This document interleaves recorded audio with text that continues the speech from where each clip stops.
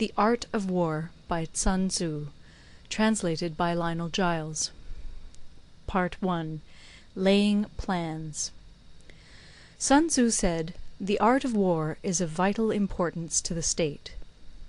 It is a matter of life and death, a road either to safety or to ruin. Hence it is a subject of inquiry which can on no account be neglected. The art of war, then, is governed by 5 constant factors, to be taken into account in one's deliberations, when seeking to determine the conditions obtaining in the field. These are 1. The moral law, 2. Heaven, 3. Earth, 4. The commander, 5. Method and discipline. The moral law causes the people to be in complete accord with their ruler, so that they will follow him regardless of their lives, undismayed by any danger. Heaven signifies night and day, cold and heat, times and seasons. Earth comprises distances, great and small, danger and security, open ground and narrow passes, the chances of life and death. The commander stands for the virtues of wisdom, sincerity, benevolence, courage, and strictness. By method and discipline are to be understood the marshalling of the army in its proper subdivisions, the graduations of rank among the officers, the maintenance of roads by which supplies may reach the army, and the control of military expenditure. These 5 heads should be familiar to every general. He who knows them will be victorious. He who knows them not will fail. Therefore in your deliberations, when seeking to determine the military conditions, let them be made the basis of a comparison in this wise. 1. Which of the 2 sovereigns is imbued with the moral law? 2. Which of the 2 generals has most ability? 3. With whom lie the advantages derived from heaven and earth? 4. On which side is discipline most rigorously enforced? 5. Which army is stronger? 6. On which side are officers and men more highly trained? 7. In which army is there the greater constancy both in reward and punishment? By means of these 7 considerations I can forecast victory or defeat. The general that hearkens to my counsel and acts upon it will conquer. Let such a one be retained in command. The general that hearkens not to my counsel nor acts upon it will suffer defeat. Let such a one be dismissed. While heeding the profit of my counsel, avail yourself also of any helpful circumstances over and beyond the ordinary rules. According as circumstances are favourable, one should modify one's plans. All warfare is based on deception. Hence, when able to attack, we must seem unable. When using our forces, we must seem inactive. When we are near, we must make the enemy believe we are far away. When far away, we must make him believe we are near. Hold out baits to entice the enemy, feign disorder, and crush him. If he is secure at all points, be prepared for him. If he is in superior strength, evade him. If your opponent is of choleric temper, seek to irritate him. Pretend to be weak, that he may grow arrogant. If he is taking his ease, give him no rest. If his forces are united, separate them. Attack him where he is unprepared. Appear where you are not expected. These military devices, leading to victory, must not be divulged beforehand. Now the general who wins a battle makes many calculations in his temple ere the battle is fought. The general who loses a battle makes but few calculations beforehand. Thus do many calculations lead to victory, and few calculations to defeat. How much more no calculation at all? It is by attention to this point that I can foresee who is likely to win or lose. End of Part I. Part II. Waging War. Sun Tzu said, "In the operations of war, where there are in the field 1,000 swift chariots, as many heavy chariots, and 100,000 mail-clad soldiers, with provisions enough to carry them 1,000 li, the expenditure at home and at the front, including entertainment of guests, small items such as glue and paint, and sums spent on chariots and armour, will reach the total of 1,000 ounces of silver per day. Such is the cost of raising an army of 100,000 men. When you engage in actual fighting, if victory is long in coming, then men's weapons will grow dull and their ardour will be damped. If you lay siege to a town, you will exhaust your strength. Again, if the campaign is protracted, the resources of the state will not be equal to the strain. Now, when your weapons are dulled, your ardour damped, your strength exhausted, and your treasure spent, other chieftains will spring up to take advantage of your extremity. Then no man, however wise, will be able to avert the consequences that must ensue. Thus, though we have heard of stupid haste in war, cleverness has never been seen associated with long delays. There is no instance of a country having benefited from prolonged warfare. It is only one who is thoroughly acquainted with the evils of war that can thoroughly understand the profitable way of carrying it on. The skilful soldier does not raise a second levy. Neither are his supply wagons loaded more than twice. Bring war material with you from home, but forage on the enemy. Thus the army will have food enough for its needs. Poverty of the state exchequer causes an army to be maintained by contributions from a distance. Contributing to maintain an army at a distance causes the people to be impoverished. On the other hand, the proximity of an army causes prices to go up, and high prices cause the people's substance to be drained away. When their substance is drained away, the peasantry will be afflicted by heavy exactions. With this loss of substance and exhaustion of strength, the homes of the people will be stripped bare, and 3/10 of their income will be dissipated, while government expenses for broken chariots, worn-out horses, breastplates and helmets, bows and arrows, spears and shields, protective mantles, draught oxen, and heavy wagons will amount to 4/10 of its total revenue. Hence a wise general makes a point of foraging on the enemy. 1 cartload of the enemy's provisions is equivalent to 20 of one's own, and likewise a single picul of his provender is equivalent to 20 from one's own store. Now in order to kill the enemy, our men must be roused to anger. That there may be advantage from defeating the enemy, they must have their rewards. Therefore in chariot fighting, when 10 or more chariots have been taken, those should be rewarded who took the first. Our own flags should be substituted for those of the enemy, and their chariots mingled and used in conjunction with ours. The captured soldiers should be kindly treated and kept. This is called using the conquered foe to augment one's own strength. In war, then, let your great object be victory, not lengthy campaigns. Thus it may be known that the leader of armies is the arbiter of the people's fate, the man on whom it depends whether the nation shall be in peace or in peril. End of Part 2.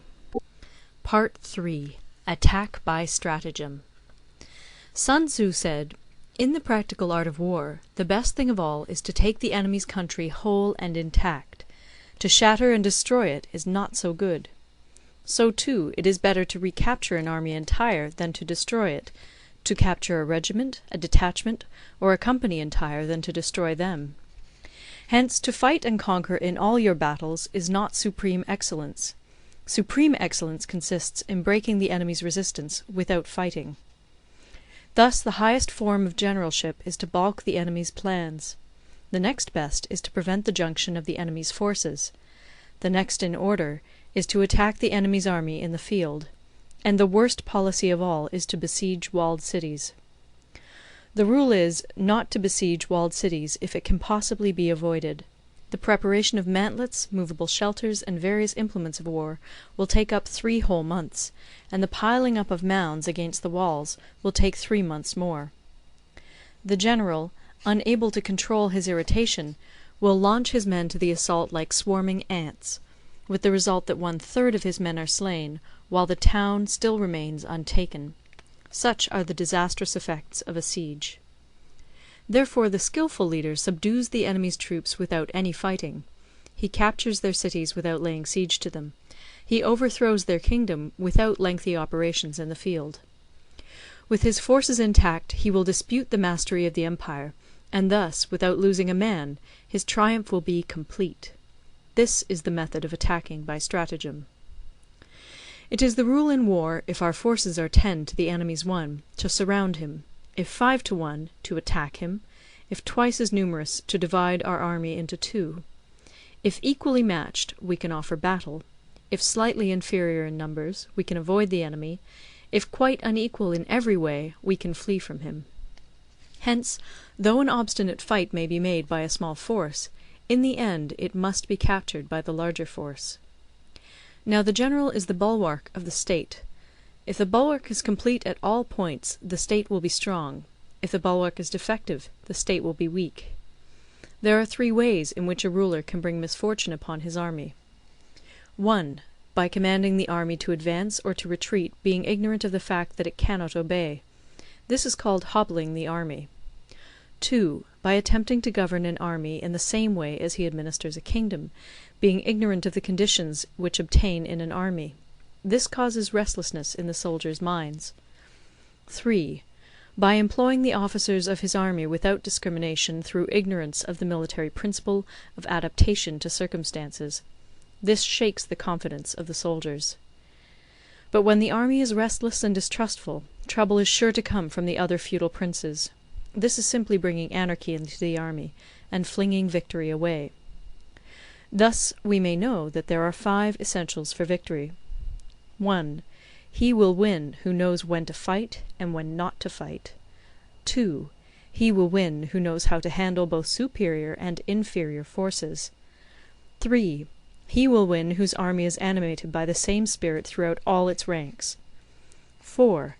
He will win who, prepared himself, waits to take the enemy unprepared. 5. He will win who has military capacity and is not interfered with by the sovereign. Hence the saying, if you know the enemy and know yourself, you need not fear the result of 100 battles. If you know yourself, but not the enemy, for every victory gained you will also suffer a defeat. If you know neither the enemy nor yourself, you will succumb in every battle. End of Part 3. Part 4. Tactical Dispositions. Sun Tzu said, "The good fighters of old first put themselves beyond the possibility of defeat, and then waited for an opportunity of defeating the enemy. To secure ourselves against defeat lies in our own hands, but the opportunity of defeating the enemy is provided by the enemy himself. Thus the good fighter is able to secure himself against defeat, but cannot make certain of defeating the enemy. Hence the saying, one may know how to conquer without being able to do it." Security against defeat implies defensive tactics. Ability to defeat the enemy means taking the offensive. Standing on the defensive indicates insufficient strength. Attacking, a superabundance of strength. The general who is skilled in defence hides in the most secret recesses of the earth. He who is skilled in attack flashes forth from the topmost heights of heaven. Thus, on the one hand, we have ability to protect ourselves, on the other, a victory that is complete. To see victory only when it is within the ken of the common herd is not the acme of excellence. Neither is it the acme of excellence if you fight and conquer, and the whole empire says, "Well done!" To lift an autumn hair is no sign of great strength. To see the sun and moon is no sign of sharp sight. To hear the noise of thunder is no sign of a quick ear. What the ancients called a clever fighter is one who not only wins, but excels in winning with ease. Hence his victories bring him neither reputation for wisdom nor credit for courage. He wins his battles by making no mistakes. Making no mistakes is what establishes the certainty of victory, for it means conquering an enemy that is already defeated. Hence the skilful fighter puts himself into a position which makes defeat impossible, and does not miss the moment for defeating the enemy. Thus it is that in war the victorious strategist only seeks battle after the victory has been won, whereas he who is destined to defeat first fights and afterwards looks for victory. The consummate leader cultivates the moral law and strictly adheres to method and discipline. Thus it is in his power to control success. In respect of military method we have, firstly, measurement; secondly, estimation of quantity; thirdly, calculation; fourthly, balancing of chances; fifthly, victory. Measurement owes its existence to earth; estimation of quantity to measurement; calculation to estimation of quantity; balancing of chances to calculation; and victory to balancing of chances. A victorious army opposed to a routed one is as a pound's weight placed in the scale against a single grain. The onrush of a conquering force is like the bursting of pent-up waters into a chasm 1,000 fathoms deep. End of Part 4. Part 5. Energy. Sun Tzu said, "The control of a large force is the same principle as the control of a few men. It is merely a question of dividing up their numbers." Fighting with a large army under your command is nowise different from fighting with a small one. It is merely a question of instituting signs and signals. To ensure that your whole host may withstand the brunt of the enemy's attack and remain unshaken, this is effected by manoeuvres direct and indirect. That the impact of your army may be like a grindstone dashed against an egg, this is effected by the science of weak points and strong. In all fighting, the direct method may be used for joining battle, but indirect methods will be needed in order to secure victory. Indirect tactics, efficiently applied, are inexhaustible as heaven and earth, unending as the flow of rivers and streams. Like the sun and moon, they end but to begin anew. Like the 4 seasons, they pass away to return once more. There are not more than 5 musical notes, yet the combinations of these 5 give rise to more melodies than can ever be heard. There are not more than 5 primary colours, blue, yellow, red, white, and black, yet in combination they produce more hues than can ever be seen. There are not more than 5 cardinal tastes, sour, acrid, salt, sweet, bitter, yet combinations of them yield more flavours than can ever be tasted. In battle there are not more than 2 methods of attack, the direct and the indirect, yet these 2 in combination give rise to an endless series of manoeuvres. The direct and the indirect lead on to each other in turn. It is like moving in a circle, you never come to an end. Who can exhaust the possibilities of their combination?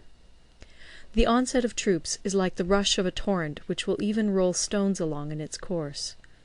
The quality of decision is like the well-timed swoop of a falcon, which enables it to strike and destroy its victim. Therefore, the good fighter will be terrible in his onset, and prompt in his decision. Energy may be likened to the bending of a crossbow, decision to the releasing of a trigger. Amid the turmoil and tumult of battle, there may be seeming disorder, and yet no real disorder at all. Amid confusion and chaos, your array may be without head or tail, yet it will be proof against defeat. Simulated disorder postulates perfect discipline. Simulated fear postulates courage. Simulated weakness postulates strength. Hiding order beneath the cloak of disorder is simply a question of subdivision. Concealing courage under the show of timidity presupposes a fund of latent energy. Masking strength with weakness is to be effected by tactical dispositions. Thus, one who is skilful at keeping the enemy on the move maintains deceitful appearances, according to which the enemy will act. He sacrifices something that the enemy may snatch at it. By holding out baits, he keeps him on the march. Then, with a body of picked men, he lies in wait for him. The clever combatant looks to the effect of combined energy, and does not require too much from individuals. Hence his ability to pick out the right men and utilize combined energy. When he utilizes combined energy, his fighting men become as it were like unto rolling logs or stones, for it is the nature of a log or stone to remain motionless on level ground, and to move when on a slope. If four-cornered, to come to a standstill, but if round-shaped, to go rolling down. Thus the energy developed by good fighting men is as the momentum of a round stone rolled down a mountain thousands of feet in height. So much on the subject of energy. End of Part 5. Part 6. Weak Points and Strong. Sun Tzu said, "Whoever is first in the field and awaits the coming of the enemy will be fresh for the fight. Whoever is second in the field and has to hasten to battle will arrive exhausted." Therefore the clever combatant imposes his will on the enemy, but does not allow the enemy's will to be imposed on him.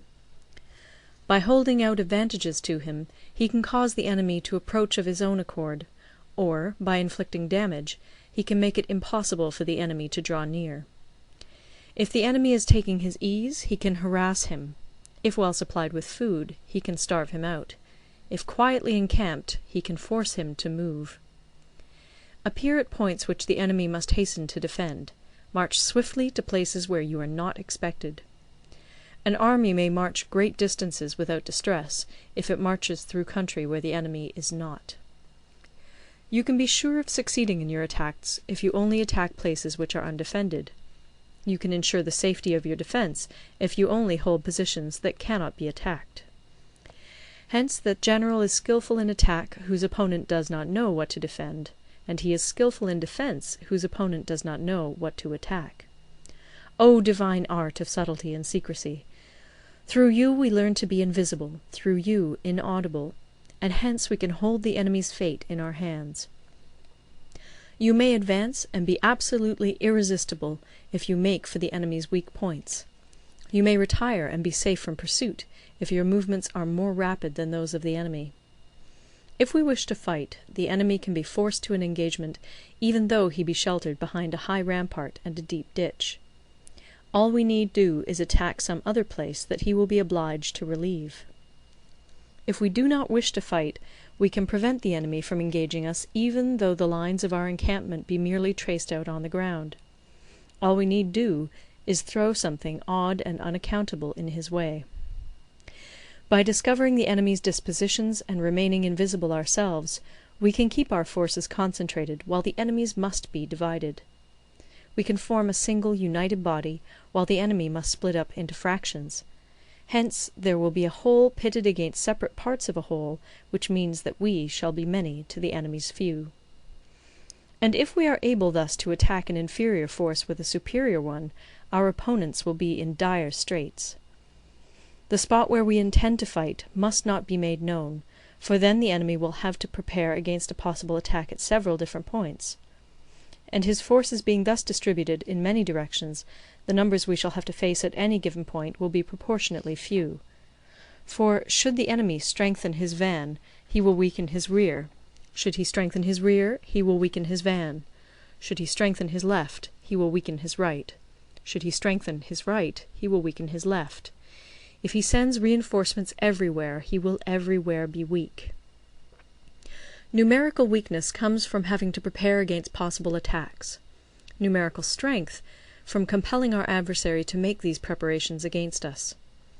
Knowing the place and the time of the coming battle, we may concentrate from the greatest distances in order to fight.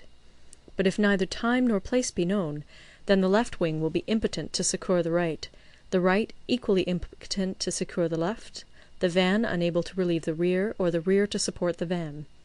How much more so if the furthest proportions of the army are anything under 100 li apart, and even the nearest are separated by several li?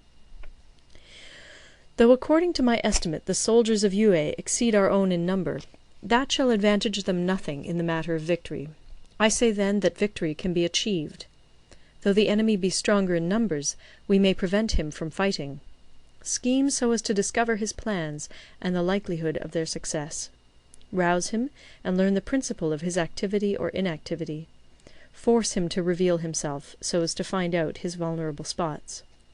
Carefully compare the opposing army with your own, so that you may know where strength is superabundant and where it is deficient. In making tactical dispositions, the highest pitch you can attain is to conceal them. Conceal your dispositions, and you will be safe from the prying of the subtlest spies, from the machinations of the wisest brains. How victory may be produced for them out of the enemy's own tactics, that is what the multitude cannot comprehend. All men can see the tactics whereby I conquer, but what none can see is the strategy out of which victory is evolved. Do not repeat the tactics which have gained you one victory, but let your methods be regulated by the infinite variety of circumstances. Military tactics are like unto water, for water in its natural course runs away from high places and hastens downwards.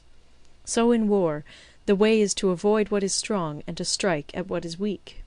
Water shapes its course according to the nature of the ground over which it flows. The soldier works out his victory in relation to the foe whom he is facing. Therefore, just as water retains no constant shape, in warfare there are no constant conditions.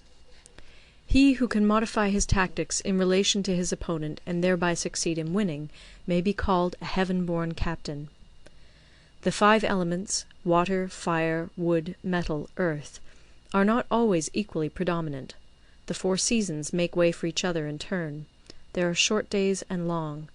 The moon has its periods of waning and waxing. End of Part 6. Part 7. Manoeuvring.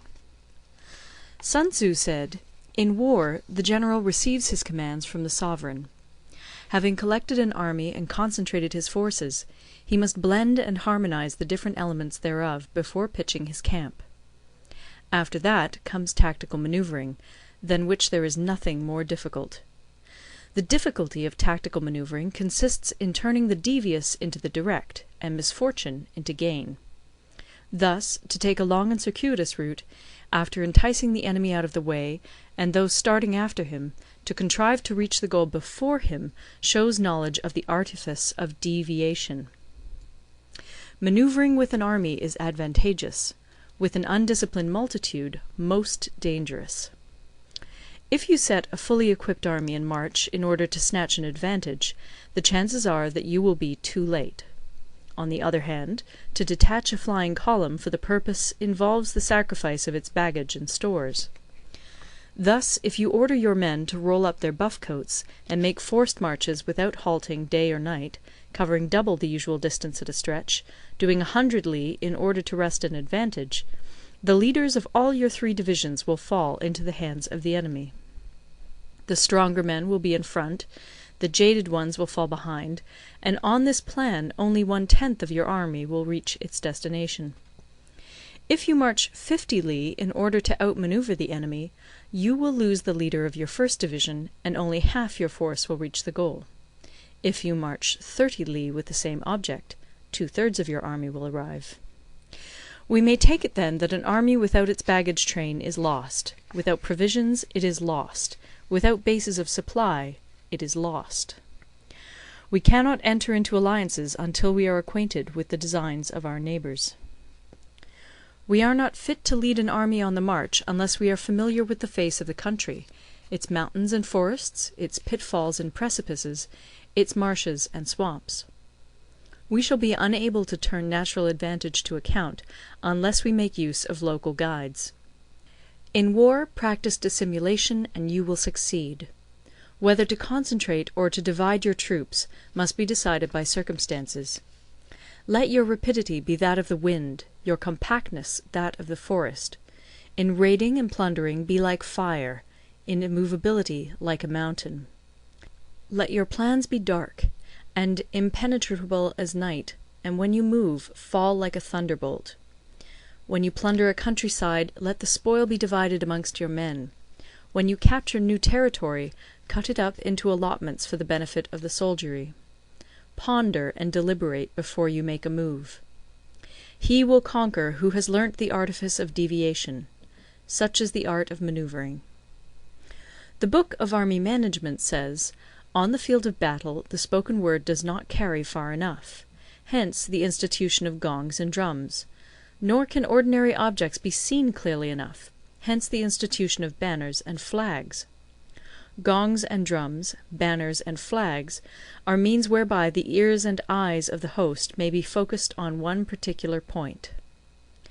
The host thus forming a single united body, it is impossible either for the brave to advance alone, or for the cowardly to retreat alone. This is the art of handling large masses of men.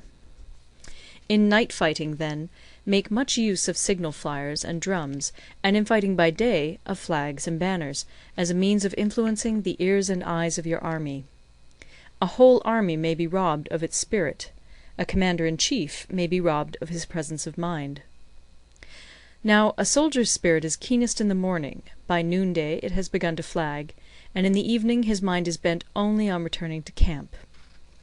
A clever general, therefore, avoids an army when its spirit is keen, but attacks it when it is sluggish and inclined to return. This is the art of studying moods. Disciplined and calm, to await the appearance of disorder and hubbub amongst the enemy. This is the art of retaining self-possession. To be near the goal while the enemy is still far from it, to wait at ease while the enemy is toiling and struggling, to be well fed while the enemy is famished, this is the art of husbanding one's strength. To refrain from intercepting an enemy whose banners are in perfect order, to refrain from attacking an army drawn up in calm and confident array, this is the art of studying circumstances. It is a military axiom not to advance uphill against the enemy, nor to oppose him when he comes downhill. Do not pursue an enemy who simulates flight. Do not attack soldiers whose temper is keen. Do not swallow bait offered by the enemy. Do not interfere with an army that is returning home. When you surround an army, leave an outlet free. Do not press a desperate foe too hard. Such is the art of warfare. End of Part 7. Part 8. Variation in Tactics. Sun Tzu said, "In war, the general receives his commands from the sovereign, collects his army, and concentrates his forces. When in difficult country, do not encamp. In country where high roads intersect, join hands with your allies. Do not linger in dangerously isolated positions. In hemmed-in situations, you must resort to stratagem. In desperate position, you must fight. There are roads which must not be followed, armies which must not be attacked, towns which must not be besieged, positions which must not be contested, commands of the sovereign which must not be obeyed." The general who thoroughly understands the advantages that accompany variation of tactics knows how to handle his troops. The general who does not understand these may be well acquainted with the configuration of the country, yet he will not be able to turn his knowledge to practical account. So, the student of war who is unversed in the art of war of varying his plans, even though he be acquainted with the 5 advantages, will fail to make the best use of his men. Hence, in the wise leader's plans, considerations of advantage and of disadvantage will be blended together. If our expectation of advantage be tempered in this way, we may succeed in accomplishing the essential part of our schemes. If, on the other hand, in the midst of difficulties we are always ready to seize an advantage, we may extricate ourselves from misfortune. Reduce the hostile chiefs by inflicting damage on them, and make trouble for them, and keep them constantly engaged. Hold out specious allurements, and make them rush to any given point. The art of war teaches us to rely not on the likelihood of the enemy's not coming, but on our own readiness to receive him; not on the chance of his not attacking, but rather on the fact that we have made our position unassailable. There are 5 dangerous faults which may affect a general. 1. Recklessness, which leads to destruction. 2. Cowardice, which leads to capture. 3. A hasty temper, which can be provoked by insults. 4. A delicacy of honour, which is sensitive to shame. 5. Over-solicitude for his men, which exposes him to worry and trouble. These are the 5 besetting sins of a general, ruinous to the conduct of war. When an army is overthrown and its leader slain, the cause will surely be found among these 5 dangerous faults. Let them be a subject of meditation. End of Part 9. Part 9. The Army on the March. Sun Tzu said, "We come now to the question of encamping the army, and observing signs of the enemy. Pass quickly over mountains, and keep in the neighbourhood of valleys. Camp in high places, facing the sun. Do not climb heights in order to fight." So much for mountain warfare. After crossing a river, you should get far away from it. When an invading force crosses a river in its onward march, do not advance to meet it in midstream. It will be best to let half the army get across, and then deliver your attack. If you are anxious to fight, you should not go to meet the invader near a river which he has to cross. Moor your craft higher up than the enemy, and facing the sun. Do not move upstream to meet the enemy. So much for river warfare. In crossing salt marshes, your sole concern should be to get over them quickly, without any delay. If forced to fight in a salt marsh, you should have water and grass near you, and get your back to a clump of trees. So much for operations in salt marshes. In dry, level country, take up an easily accessible position with rising ground to your right and on your rear, so that the danger may be in front and safety lie behind. So much for campaigning in flat country. These are the 4 useful branches of military knowledge which enabled the Yellow Emperor to vanquish 4 several sovereigns. All armies prefer high ground to low, and sunny places to dark. If you are careful of your men and camp on hard ground, the army will be free from disease of every kind, and this will spell victory. When you come to a hill or a bank, occupy the sunny side, with the slope on your right rear. Thus you will at once act for the benefit of your soldiers, and utilize the natural advantages of the ground. When, in consequence of heavy rains up country, a river which you wish to ford is swollen and flecked with foam, you must wait until it subsides. Country in which there are precipitous cliffs with torrents running between, deep natural hollows, confined places, tangled thickets, quagmires, and crevasses, should be left with all possible speed, and not approached. While we keep away from such places, we should get the enemy to approach them. While we face them, we should let the enemy have them on his rear. If in the neighbourhood of your camp there should be any hilly country, ponds surrounded by aquatic grass, hollow basins filled with reeds, or woods with thick undergrowth, they must be carefully routed out and searched, for these are places where men in ambush or insidious spies are likely to be lurking. When the enemy is close at hand and remains quiet, he is relying on the natural strength of his position. When he keeps aloof and tries to provoke a battle, he is anxious for the other side to advance. If his place of encampment is easy of access, he is tendering a bait. Movement amongst the trees of a forest shows that the enemy is advancing. The appearance of a number of screens in the midst of thick grass means that the enemy wants to make us suspicious. The rising of birds in their flight is the sign of an ambuscade. Startled beasts indicate that a sudden attack is coming. When there is dust rising in a high column, it is the sign of chariots advancing. When the dust is low, but spread over a wide area, it betokens the approach of infantry. When it branches out in different directions, it shows that parties have been sent to collect firewood. A few clouds of dust, moving to and fro, signify that the army is encamping. Humble words and increased preparations are signs that the enemy is about to advance. Violent language and driving forward as if to the attack are signs that he will retreat. When the light chariots come out first and take up a position on the wings, it is a sign that the enemy is forming for battle. Peace proposals unaccompanied by a sworn covenant indicate a plot. When there is much running about, and the soldiers fall into rank, it means that the critical moment has come. When some are seen advancing and some retreating, it is a lure. When the soldiers stand leaning on their spears, they are faint from want of food. If those who are sent to draw water begin by drinking themselves, the army is suffering from thirst. If the enemy sees an advantage to be gained and makes no effort to secure it, the soldiers are exhausted. If birds gather on any spot, it is unoccupied. Clamour by night betokens nervousness. If there is a disturbance in the camp, the general's authority is weak. If the banners and flags are shifted about, sedition is afoot. If the officers are angry, it means that the men are weary. When an army feeds its horses with grain and kills its cattle for food, and when the men do not hang their cooking pots over the campfires, showing that they will not return to their tents, you may know that they are determined to fight to the death. The sight of men whispering together in small knots, or speaking in subdued tones, points to disaffection amongst the rank and file.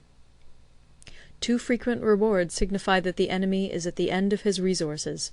Too many punishments betray a condition of dire distress. To begin by bluster, but afterwards to take fright at the enemy's numbers, shows a supreme lack of intelligence. When envoys are sent with compliments in their mouths, it is a sign that the enemy wishes for a truce. If the enemy's troops march up angrily and remain facing ours for a long time without either joining battle or taking themselves off again, the situation is one that demands great vigilance and circumspection. If our troops are no more in number than the enemy, that is amply sufficient. It only means that no direct attack can be made. What we can do is simply to concentrate all our available strength, keep a close watch on the enemy, and obtain reinforcements. He who exercises no forethought, but makes light of his opponents, is sure to be captured by them. If soldiers are punished before they have grown attached to you, they will not prove submissive. And, unless submissive, they will be practically useless. If, when the soldiers have become attached to you, punishments are not enforced, they will still be useless. Therefore, soldiers must be treated in the first instance with humanity, but kept under control by means of iron discipline. This is a certain road to victory. If in training soldiers commands are habitually enforced, the army will be well disciplined. If not, its discipline will be bad. If a general shows confidence in his men, but always insists on his orders being obeyed, the gain will be mutual. End of Part 9. Part 10. Terrain. Sun Tzu said, we may distinguish 6 kinds of terrain, to wit, 1. Accessible ground, 2. Entangling ground, 3. Temporizing ground, 4. Narrow passes, 5. Precipitous heights, 6. Positions at a great distance from the enemy. Ground which can be freely traversed by both sides is called accessible. With regard to ground of this nature, be before the enemy in occupying the raised and sunny spots, and carefully guard your line of supplies. Then you will be able to fight with advantage. Ground which can be abandoned but is hard to reoccupy is called entangling. From a position of this sort, if the enemy is unprepared, you may sally forth and defeat him. But if the enemy is prepared for your coming, and you fail to defeat him, then, return being impossible, disaster will ensue. When the position is such that neither side will gain by making the first move, it is called temporizing ground. In a position of this sort, even though the enemy should offer us an attractive bait, it will be advisable not to stir forth, but rather to retreat, thus enticing the enemy in his turn. Then, when part of his army has come out, we may deliver our attack with advantage. With regard to narrow passes, if you can occupy them first, let them be strongly garrisoned, and await the advent of the enemy. Should the army forestall you in occupying a pass, do not go after him if the pass is fully garrisoned, but only if it is weakly garrisoned. With regard to precipitous heights, if you are beforehand with your adversary, you should occupy the raised and sunny spots, and there wait for him to come up. If the enemy has occupied them before you, do not follow him, but retreat, and try to entice him away.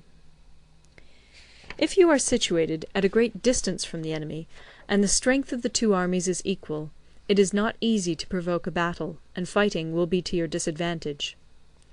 These 6 are the principles connected with earth.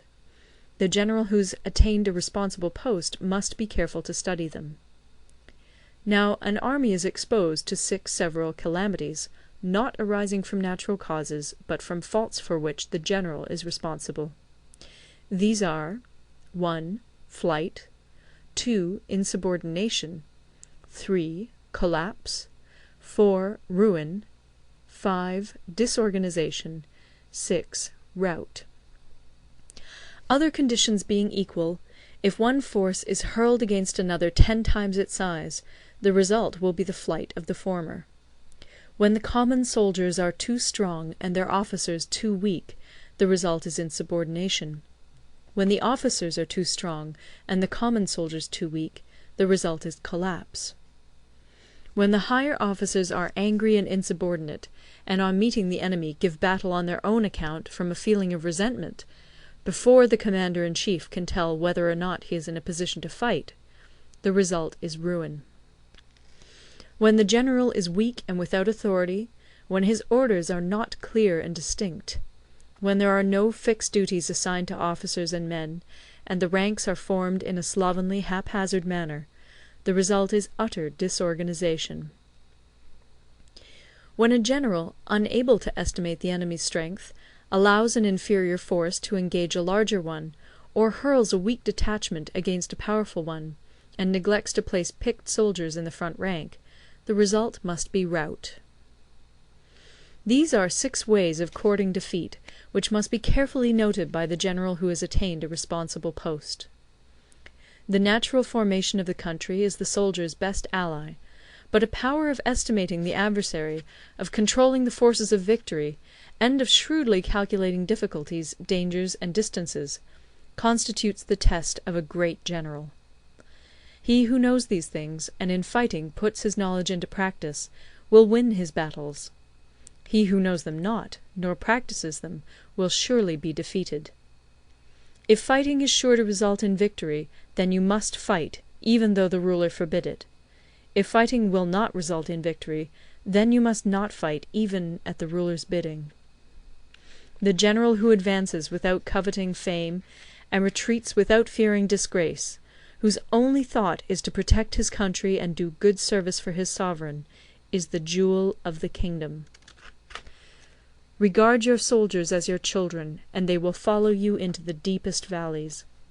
Look upon them as your own beloved sons, and they will stand by you even unto death. If, however, you are indulgent, but unable to make your authority felt, kind-hearted, but unable to enforce your commands, and incapable, moreover, of quelling disorder, then your soldiers must be likened to spoilt children. They are useless for any practical purpose. If we know that our own men are in a condition to attack, but are unaware that the enemy is not open to attack, we have gone only half-way towards victory. If we know that the enemy is open to attack, but are unaware that our own men are not in a condition to attack, we have gone only half-way towards victory. If we know that the enemy is open to attack, and also know that our men are in a condition to attack, but are unaware that the nature of the ground makes fighting impracticable, we have still only gone half-way towards victory. Hence the experienced soldier, once in motion, is never bewildered. Once he has broken camp, he is never at a loss.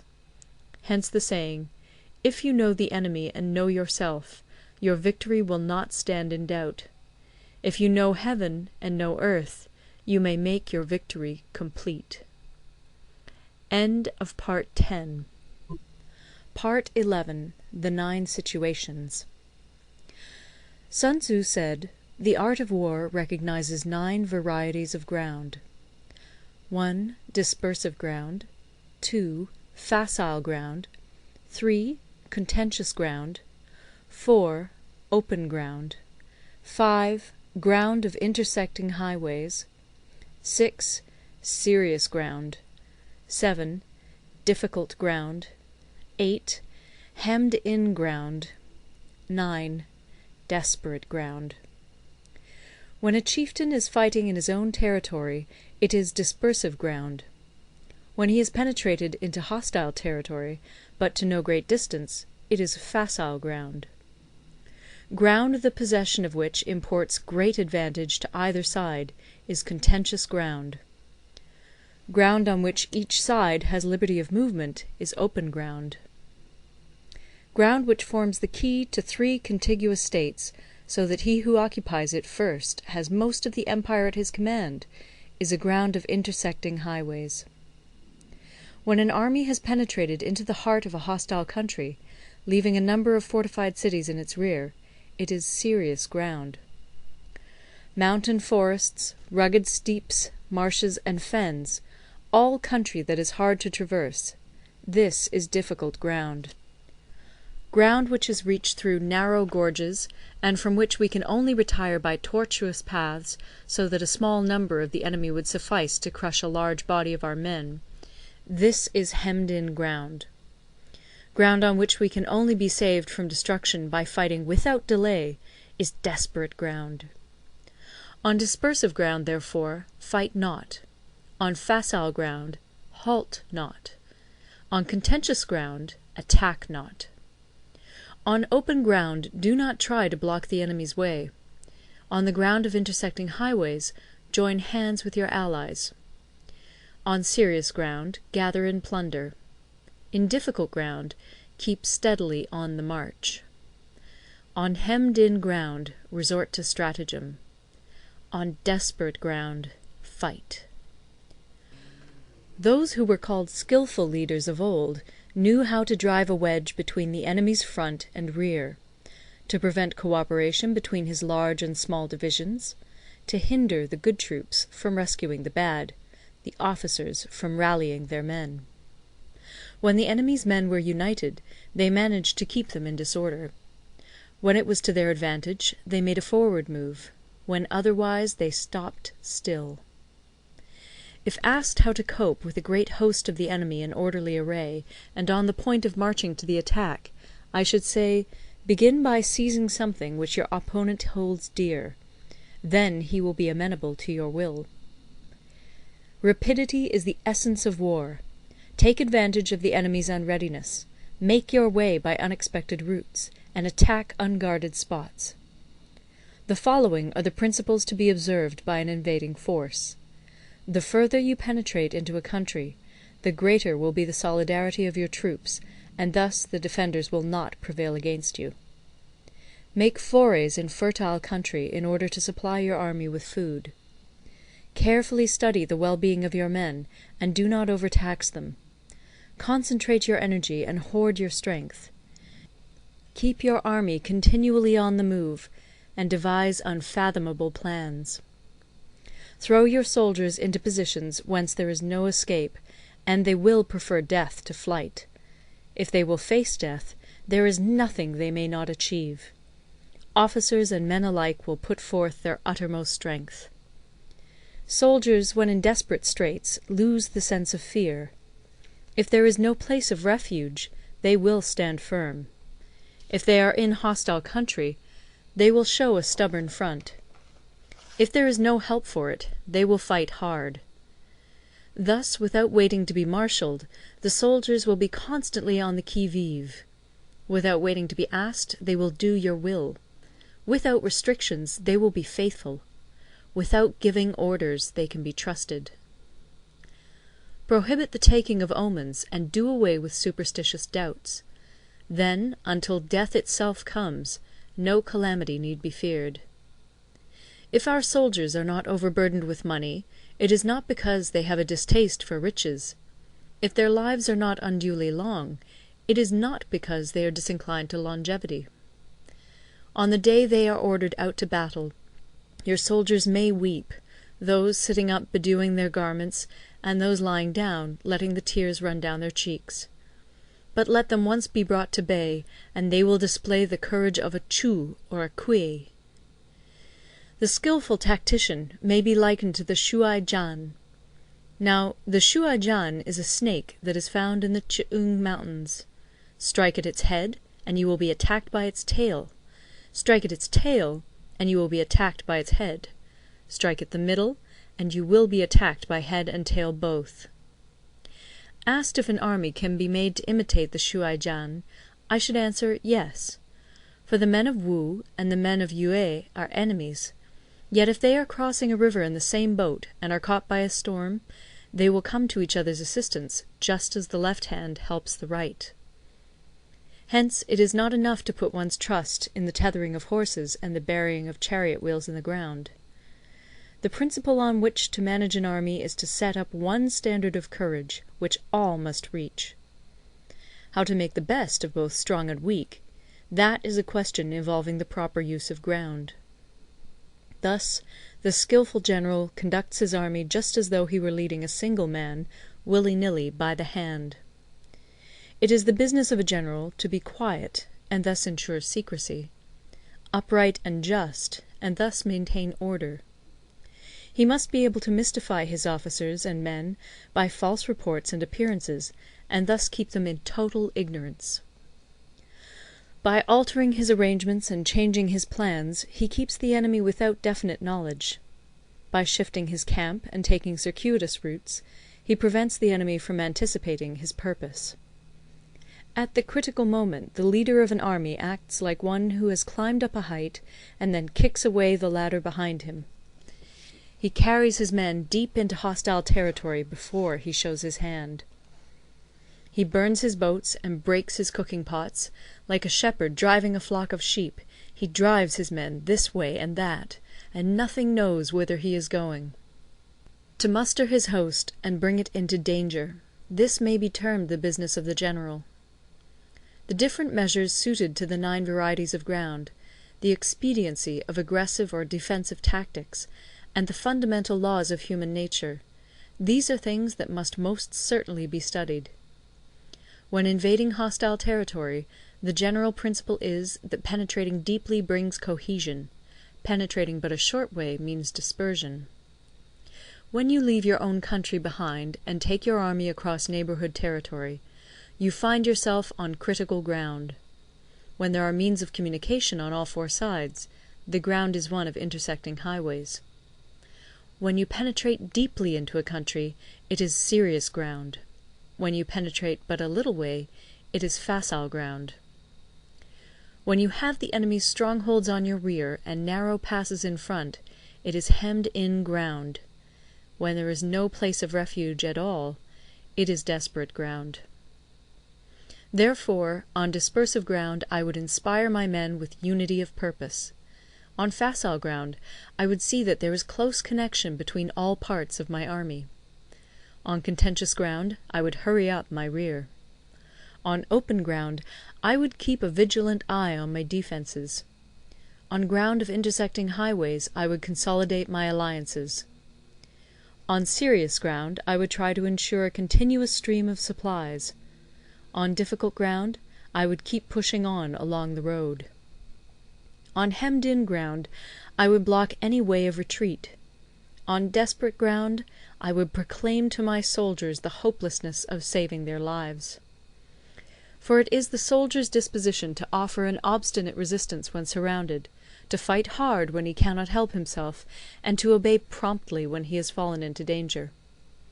We cannot enter into alliance with neighbouring princes until we are acquainted with their designs. We are not fit to lead an army on the march unless we are familiar with the face of the country, its mountains and forests, its pitfalls and precipices, its marshes and swamps. We shall be unable to turn natural advantages to account unless we make use of local guides. To be ignored of any one of the following 4 or 5 principles does not befit a warlike prince.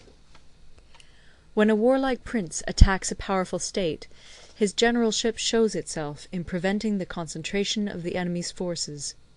He overawes his opponents, and their allies are prevented from joining against him. Hence he does not strive to ally himself with all and sundry, nor does he foster the power of other states. He carries out his own secret designs, keeping his antagonists in awe. Thus he is able to capture their cities and overthrow their kingdoms.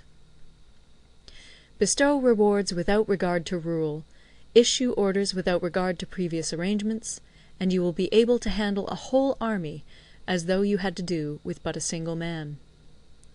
Confront your soldiers with the deed itself. Never let them know your design. When the outlook is bright, bring it before their eyes, but tell them nothing when the situation is gloomy. Place your army in deadly peril, and it will survive.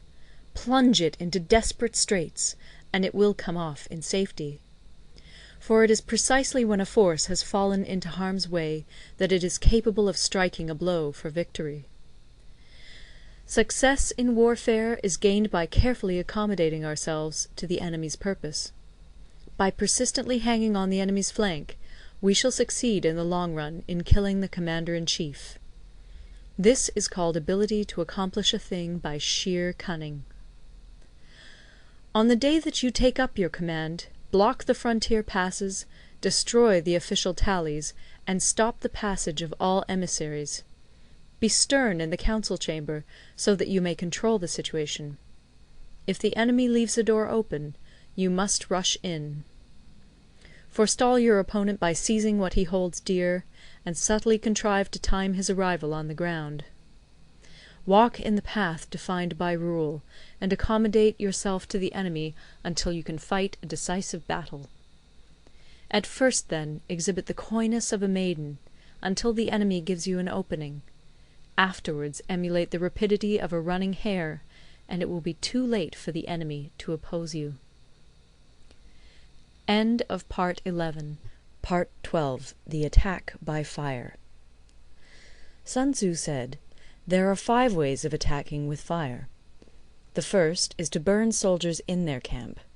The second is to burn stores. The third is to burn baggage trains. The fourth is to burn arsenals and magazines. The fifth is to hurl dropping fire amongst the enemy." In order to carry out an attack, we must have means available. The material for raising fire should always be kept in readiness. There is a proper season for making attacks with fire, and special days for starting a conflagration. The proper season is when the weather is very dry. The special days are those when the moon is in the constellations of the Sieve, the Wall, the Wing, or the Crossbar, for these 4 are all days of rising wind. In attacking with fire, one should be prepared to meet 5 possible developments. 1. When fire breaks out inside to enemy's camp, respond at once with an attack from without. 2. If there is an outbreak of fire, but the enemy's soldiers remain quiet, bide your time and do not attack. 3. When the force of the flames has reached its height, follow it up with an attack, if that is practicable. If not, stay where you are. 4. If it is possible to make an assault with fire from without, do not wait for it to break out within, but deliver your attack at a favourable moment. 5. When you start a fire, be to windward of it. Do not attack from the leeward. A wind that rises in the daytime lasts long, but a night breeze soon falls. In every army, the 5 developments connected with fire must be known, the movements of the stars calculated, and a watch kept for the proper days. Hence, those who use fire as an aid to the attack show intelligence. Those who use water as an aid to the attack gain an accession of strength. By means of water, an enemy may be intercepted, but not robbed of all his belongings. Unhappy is the fate of one who tries to win his battles and succeed in his attacks without cultivating the spirit of enterprise, for the result is a waste of time and general stagnation. Hence the saying, "The enlightened ruler lays his plans well ahead. The good general cultivates his resources." Move not unless you see an advantage. Use not your troops unless there is something to be gained. Fight not unless the position is critical. No ruler should put troops into the field merely to gratify his own spleen. No general should fight a battle simply out of pique. If it is to your advantage, make a forward move. If not, stay where you are. Anger may in time change to gladness. Vexation may be succeeded by content. But a kingdom that has once been destroyed can never come again into being, nor can the dead ever be brought back to life. Hence the enlightened ruler is heedful, and the good general full of caution. This is the way to keep a country at peace and an army intact. End of Part 12. Part 13. The Use of Spies. Sun Tzu said, "Raising a host of 100,000 men, and marching them great distances, entails heavy loss on the people, and a drain on the resources of the state. The daily expenditure will amount to 1,000 ounces of silver. There will be commotion at home and abroad, and men will drop down exhausted on the highways. As many as 700,000 families will be impeded in their labour. Hostile armies may feast each other for years, striving for the victory which is decided in a single day. This being so, to remain in ignorance of the enemy's condition simply because one grudges the outlay of 100 ounces of silver in honours and emoluments is the height of inhumanity. One who acts thus is no leader of men, no present help to his sovereign, no master of victory. Thus, what enables the wise sovereign and the good general to strike and conquer and achieve things beyond the reach of ordinary men, is foreknowledge. Now, this foreknowledge cannot be elicited from spirits. It cannot be obtained inductively from experience, nor by any deductive calculation. Knowledge of the enemy's dispositions can only be obtained from other men. Hence the use of spies, of whom there are 5 classes: 1. Local spies. 2. Inward spies. 3. Converted spies. 4. Doomed spies. 5. Surviving spies. When these 5 kinds of spy are all at work, none can discover the secret system. This is called divine manipulation of the threads. It is the sovereign's most precious faculty. Having local spies means employing the services of the inhabitants of a district.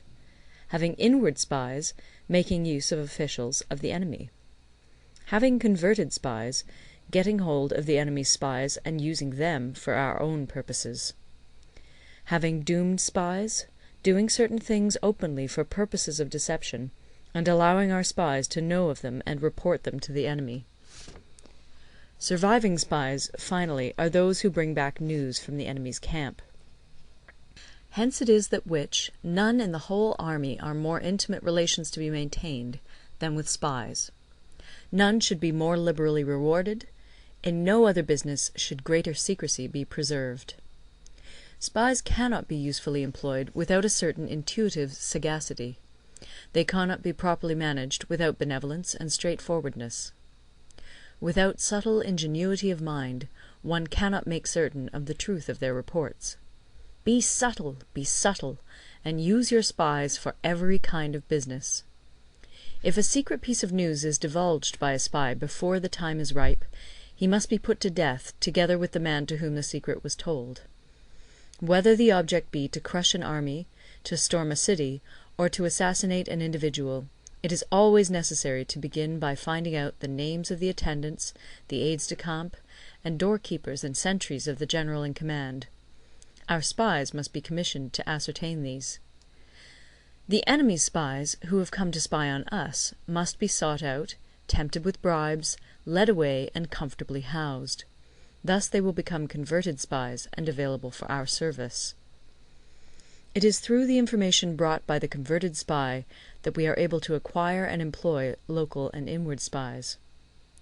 It is owing to this information again that we can cause the doomed spy to carry false tidings to the enemy. Lastly, it is by this information that the surviving spy can be used on appointed occasions. The end and aim of spying in all its 5 varieties is knowledge of the enemy, and this knowledge can only be derived in the first instance from the converted spy. Hence it is essential that the converted spy be treated with the utmost liberality. Of old, the rise of the Yin dynasty was due to Yi Qi, who had served under the Xia. Likewise, the rise of the Chu dynasty was due to Lu Ya, who had served under the Yin. Hence it is only the enlightened ruler and the wise general who will use the highest intelligence of the army for purposes of spying, and thereby they achieve great results. Spies are a most important element in water, because on them depends an army's ability to move. End of the Art of War.